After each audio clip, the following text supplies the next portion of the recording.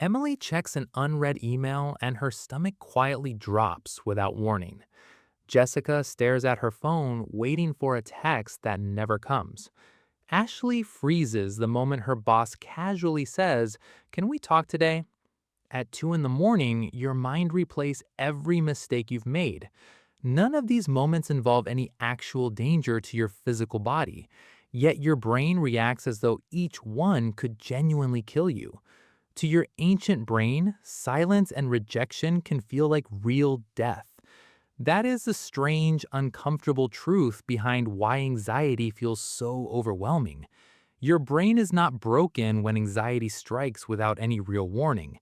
It is actually running an ancient survival program from before you existed. Deep inside your skull sits a small structure known as the amygdala. The amygdala scans every situation for danger, faster than conscious thought allows. Your survival system can react with both the same alarm response. So, an email can trigger the same survival response as real danger. When it fires, your whole body floods with cortisol and adrenaline instantly. Your heart pounds, palms sweat, and your thoughts start racing uncontrollably fast. This is the famous fight or flight response everyone has heard about. It was perfect for outrunning predators on an open, dangerous, ancient savanna. It is less useful for surviving a tense email from your boss. Emily's alarm faded quickly, but for Jessica, one email sparked something bigger. Jessica works in finance, and deadlines trigger this exact ancient survival response. Her nervous system treats a missed deadline as if facing genuine danger, so her body prepares to fight or run from a spreadsheet report. Muscles tense, breathing quickens, and her mind jumps straight to the worst outcomes. This mental jump has a name, and psychologists simply call it catastrophizing. Catastrophizing means your brain assumes the worst possible outcome will happen next.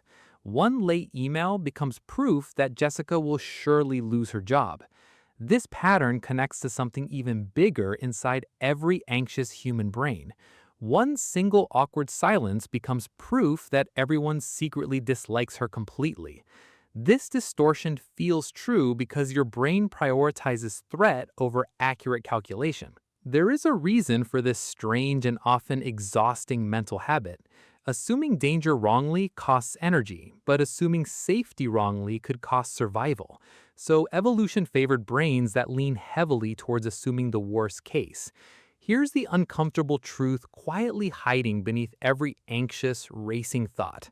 Your brain prefers decades of anxiety over missing one single real danger.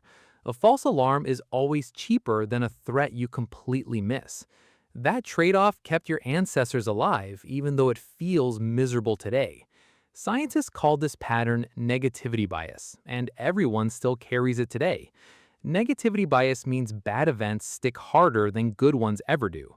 One criticism outweighs 10 compliments in how your brain stores the memory. This is not a personal flaw, it's simply ancient brain architecture.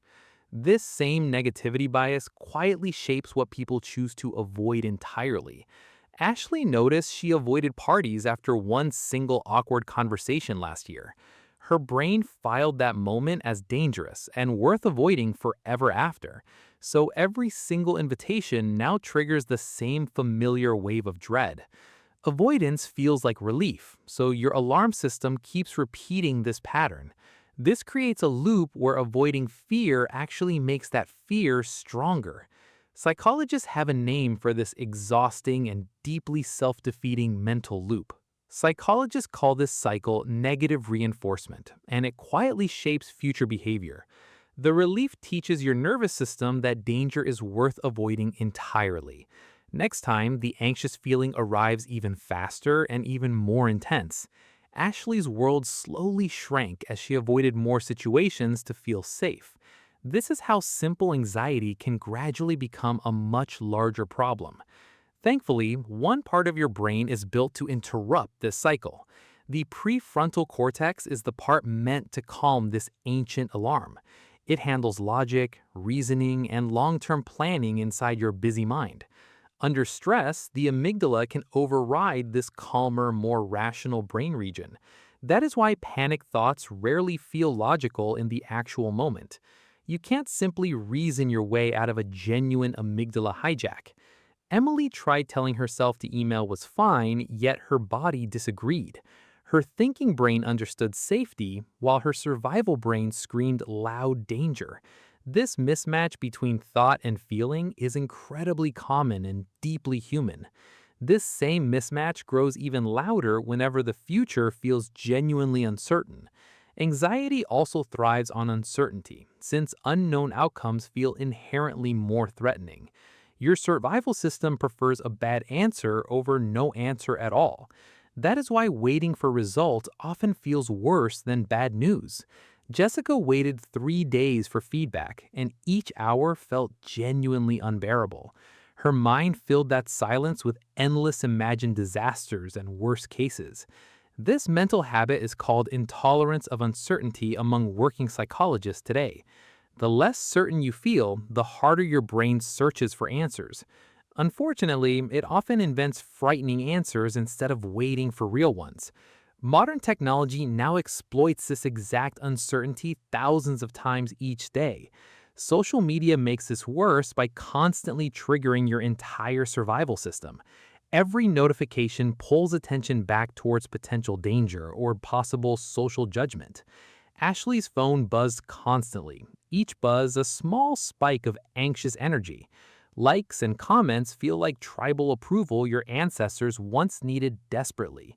Silence online can feel like exile from a tribe once meaning survival. Over time, her nervous system stayed activated far longer than truly necessary.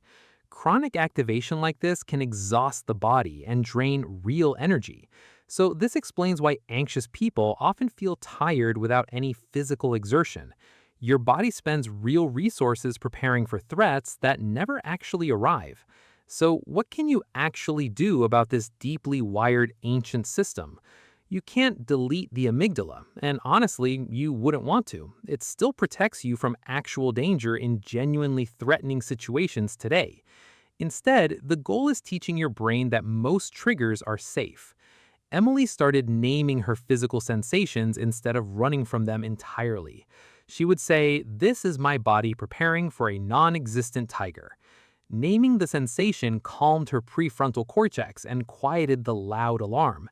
This technique is sometimes called affect labeling among researchers who study emotion. Jessica learned to question her catastrophic predictions with simple, honest evidence checks. She asked herself what actually happened the last time she felt this. Usually, the disaster she imagined never once matched the calmer, real outcome. Ashley faced her fear by attending one small gathering despite feeling terrified. Nothing terrible happened, and her brain slowly updated its outdated danger file.